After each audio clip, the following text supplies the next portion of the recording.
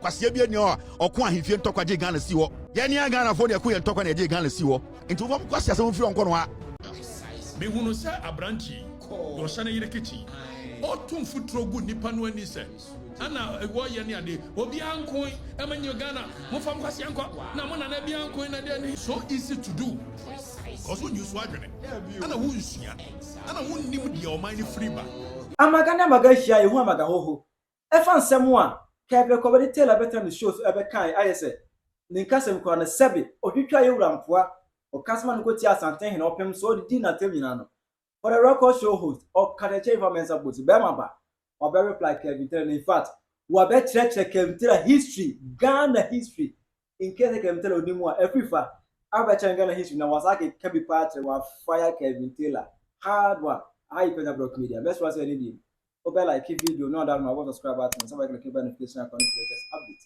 now better wa join dia mama e comment section so baswa no shi video for any be ahwe also we Asantehene mo Ghana hanom na eya omu feel proud of themselves almost in Ghana say ansana Ghana ebe ye Ghana no na Asante eyo Asante na Asante ya Asante omu no mudi nkan no mrofo kon ye edi mrofo sinkunim di benefita sinkunim ansa kwa na Ghana nyina ebe nya fa hodi ezo bi say emrofo a mo ba ye no he omu broni bia medi omu so broni bia medi Asantefo so ejo mo di omu ho omu ya adehye efrem le sante ebesi ne time wana emrofo no didi you know the coastal areas and the northness no na Asantefo encounter omu eka history e two omu ho emoka omu kwa kata to se omu na beka other part of Ghana ho emomotimi ekoko ediefa ho de nyasa ka Asantefo kan ho anka Ghana 8 million rofo no enko enyom zunkuni we said the bond of 1844 it was signed so that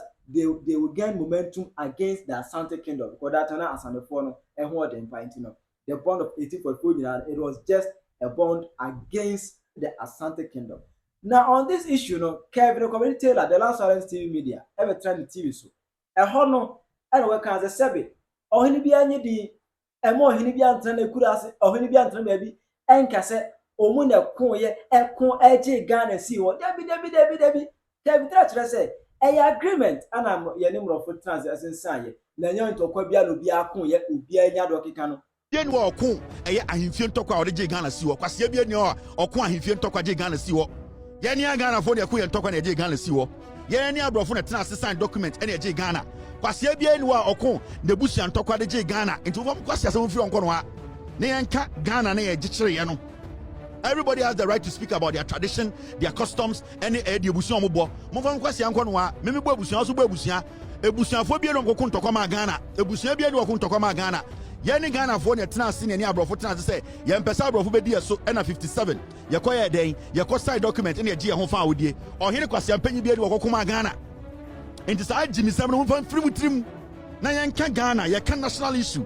We are not talking about traditional nonsense. Udi hina odi hina ofie bi papa odi hina oni fie so na wo ye ohene a wo so ofie. We are talking about Ghana as a nation. Without Ghana, no king, no chief has a legal right to even operate in this country. Until we all operate under the Constitution of the Republic of Ghana.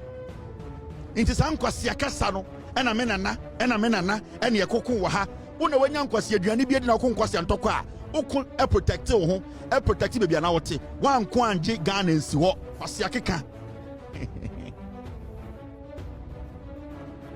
Momember fear them in the doom, Kwasiato.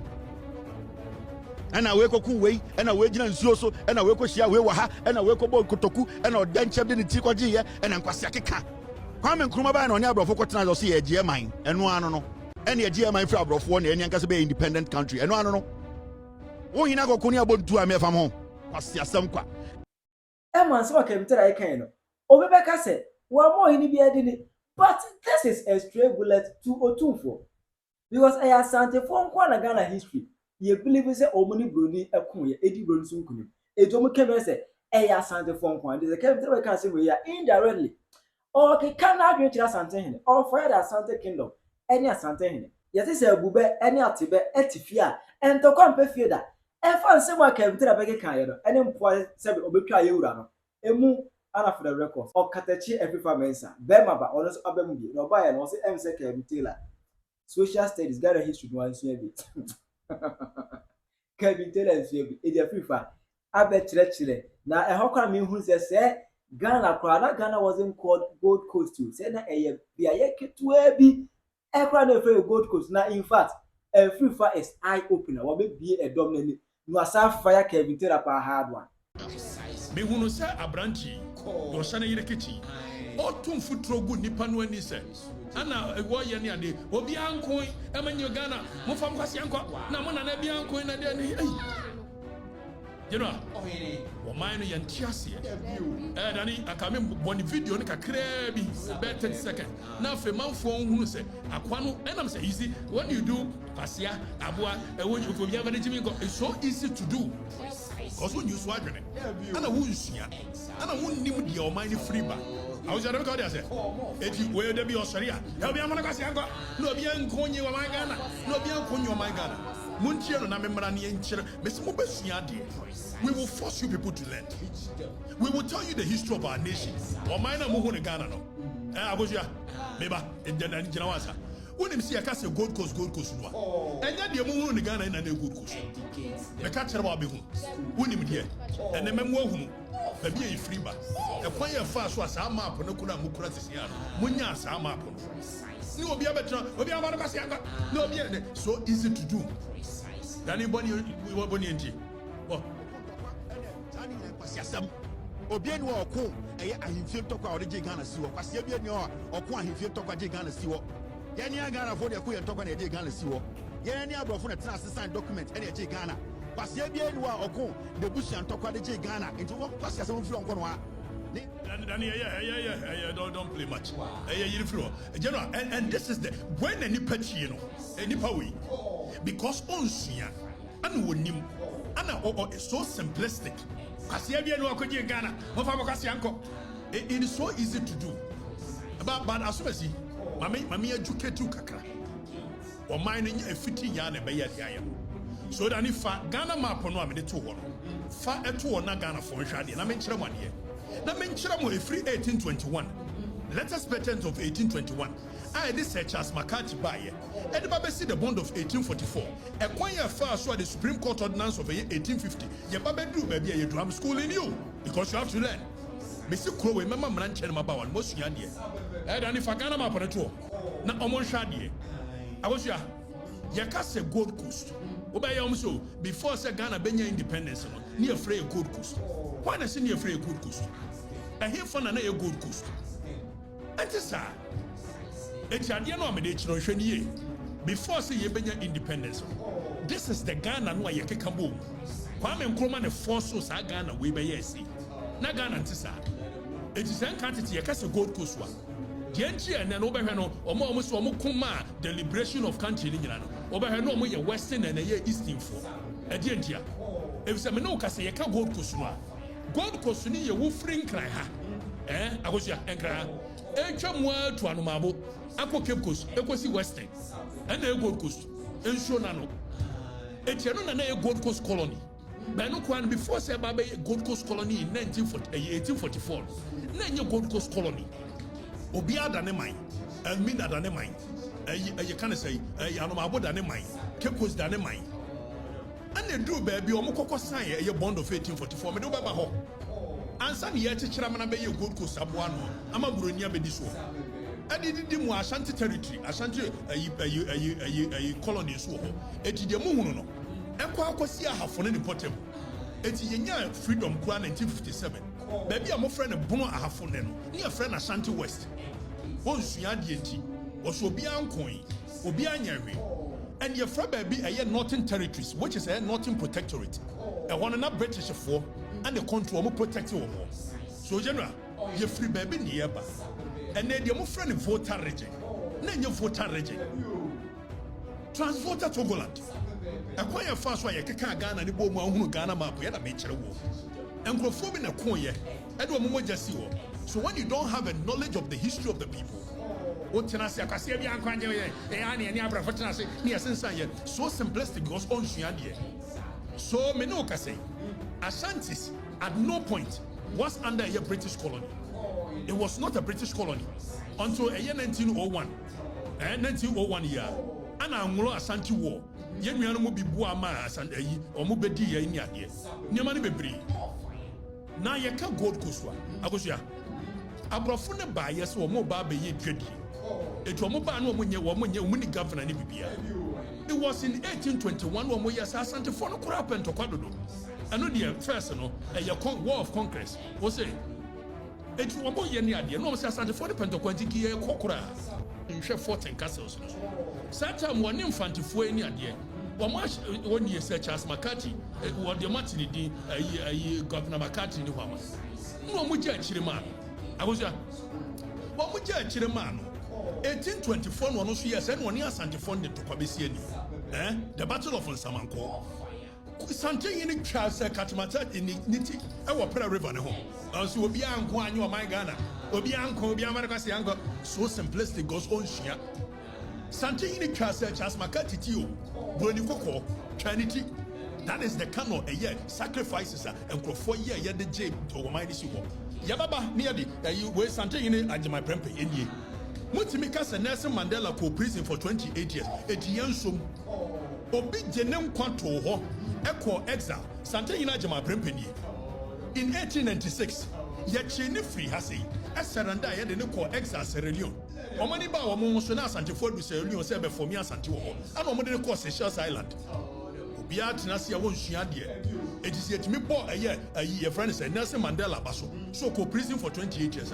Asantehene sa ajima prempa ye che no e ma ne ko ye from 1896 embassy 1924 ansa ne ye jana manaba 28 solid years. No de ne kra to ho bo afode e ma ye nya Ghana na yekura no. Obi to kwase ya won sua de. Ne nananom anko anye hwiansi woniti. He wants to erode and distort history. Adiaba no. General Adiaba no. Yensua hwe. Fama panebra no mo hwade.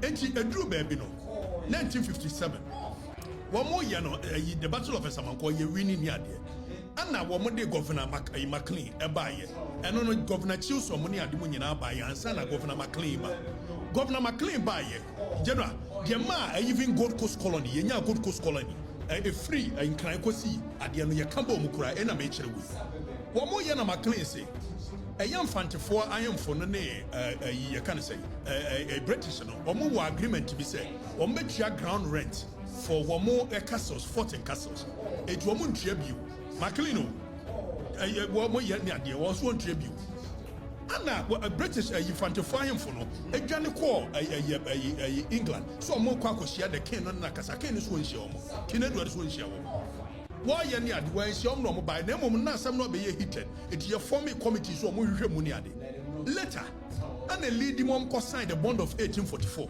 and ma bu Cape Coast denchira ni ade wo ko sign the bond of 1844 e dey ntino mo sign ye o mo say Asantehene ne pentokwa no mo ne ye be kontokwa it wey a military pact between ye ne mo say be ya mo be kun bia ma ye ampa the bond of 1844 no wo mo Asantehene na dwene o mo say wo mo ne we mo sign military pact no sa abrofo no so afa ne say ne ye ba bedi mo so ana ene wo mo keka wo mo nyina bom efiri nkran wo ye ne ye nuanom nso bi from east achimfo yi wo mo so ekwo sha ase directly dem ka wade say afa na be ye say be fa ho to ahodi wo ye wodru santima mu e wo no obi ama ne kwan say no be sign bond bia ye ntokwa and the war of conquest and Crawford wo mo kra ato ho obi to se kwase bia anyi o ma bia nsi ho mensa saba nya mensa saba wo kokosua de e be tro nkrata ma ye ya anka ne ka to asase wo nkran ne kekusua e so kokko Elizabeth ho ana kokko Charles wo ma ne sign ma ko fa Crowns Act bill ene eye ho awan ba se ene ye be jensase ne nyina akoma King Charles obi sua de it took mensa saba to be able to save us from that okwase bia anko anyo ma Ghana kwase ne so simplistic ni aka ne sa na nipa we na we mu hero we no mu sua no if we name the history where we are coming from adiaba no adi ande ya tete nipa mu ne ya distort history ya didi grofo adiaba no agosia adiaba no yes sign the bond of 1844 we omani Asante be kun omo je oka ye nuanom baby omo wo voter regime Genti abehwe no omo ka se papa bi say wo mo ti omo oni ade if you won't learn history you will not even understand why they say so omo ti omo at that time na when you transvoter to Gola ana baby a Togo sisia a wire French Togoland. So in 1958 there was a plebiscite. Okay, there was a decision either say transvoter Togoland no ebekwa akoka Togo ho anase ebegya Kwame Nkrumah me call referendum and the referendum ne the transvoter Togoland ne beka Ghana ti wonim wa wonim onsua so itiri koto atebidi nko a and the no beka ho na ye German for the na German for ne ayi British ne ko agreement je beka ho ana me anya map ya wuhuri ti map ya wuhuri ya kase Gold Coast ejuba yam so before it's here beje na Gold Coast no Ghana ye Gold Coast Ghana be na ye Gold Coast wa a form happen na ye Gold Coast a form high yellow one na ye Gold Coast ya kan nyina nka ho enti na be hwe big six na big six for no omo ye omo free sro na nke ya kan obi asabi wo call exile for 28 years now can big six ye yini free if at that time na nya Ghana nie 1935 na Kwasi Broni ebaba kun ye 1901 na Asante Anwulo wo omudi nkunim nyade no de Asante fa hodi ama no na Asante da ne mai so when you hear Asante say na Asante your maya and we've been able to sit there for people to distort history say ye from mateme ho fo ade no mo count ye do mo tie wo ho and ye nyina ye se ye betena in peace and harmony na gbewa wɔkyekyere ye ne Dagon kingdom ansa na ɔde ma ya ka mo eji na wo si akyekyere Asante man akyekyere Ghana ne nti na agbewa se bibredu asa ɔmfa ne kwasi asem nko wona nanom anko papa no anko nti wonim hwe ti babatu Zambira ukọ apayista wɔkyekyere ne kingdom we ansa na ɔde ba inde wura japa mo kyekyere wo mo kingdom a fighting for the freedoms of their people. Joseph Castle Hayford they fought for the freedoms of their people. Ni anya Kwasia bia wonsua hwe wo ba no abeye na obi anko okonya fa Kwasia anko we ni mu history we ni mu we ni mu hero we ni mu hero the kind of energy and testimony ade kobi general akosia even sanctity monu aye deba and enkranfo enten Asante ni ade me ka kire o enkranfo ayimfu bebre no papa no ya Asantefo abegye di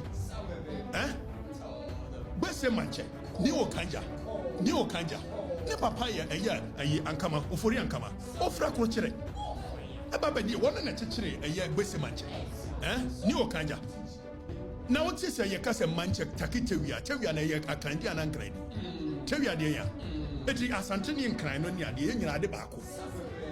That's when this no mama we no antete ni omani mu ni ade o mu win election ade ba ni ye ho sa distorting history. Nobody wants to learn. Akosia on shade na temde de nko na Kwasia na aboa na fa hin na kosi hin na eno kwa so simplistic ade ba no every tete Asante ne nkran ade baako enkran for ade baako me tia ni atwele ayi abonati me cousin no me direct cousin no atwele ayi abonati me direct cousin no ya okọ nungwa sisi ya bokete frankwa na kunya wote so me na nas ayi gabehine kwamboache ana de ma wo mu a wo mte so koko bisa bokete frankwa enti the unity between Akans and a gas and everything edru baby nyasa bi nkran ahemfo a anka wo broni tam golden stone digane na mo ka de no anafi mo de entitiye to if and this amfa entitiye to man fontemo on timi survive adebano adia distortion so no akusha adebano when you are history teacher no when na Kwasia bia nko anye oman na Kwasia bia na monko ne adebano no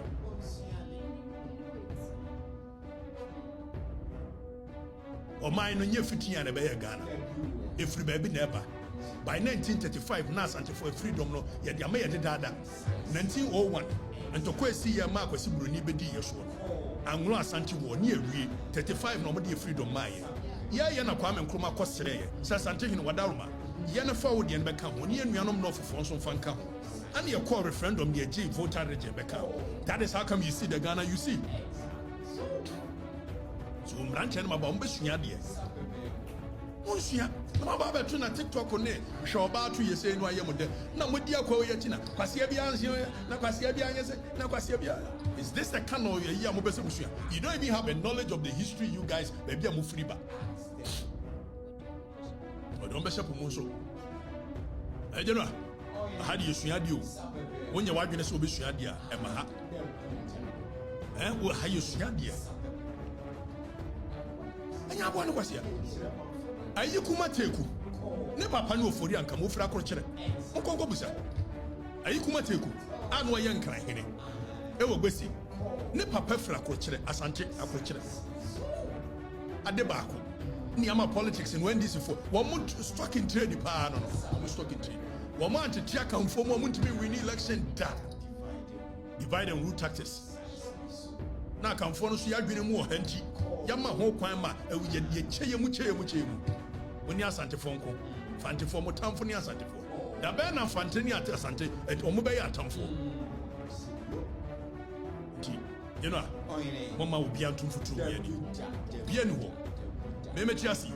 Bienu. Tiraje mami comments. Reading some more and people Abeka. What is your view on that? How you Penyah Block Media?